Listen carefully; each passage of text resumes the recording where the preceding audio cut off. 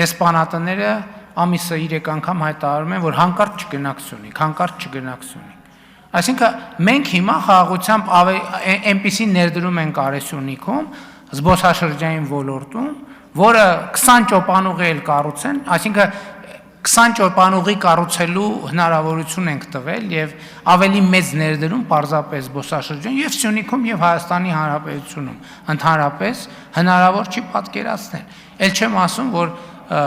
ինչպես ինքներդ նշեցիք, տասնյակ միլիոնավոր դոլարների, միլիարդավոր դրամների ներդրումներ ենք արել ճանապարհների վերականգնման հարցում, այդ թվում զբոսաշրջային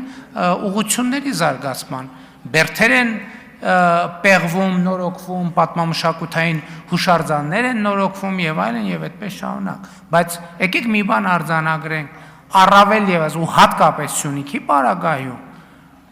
խաղաղությունից ավելի մեծ ներդրում ոչ գործնականում, ոչ տեսականում հնարավոր չէ։ Էլ չեմ ասում տրիպուղի նախագիծը,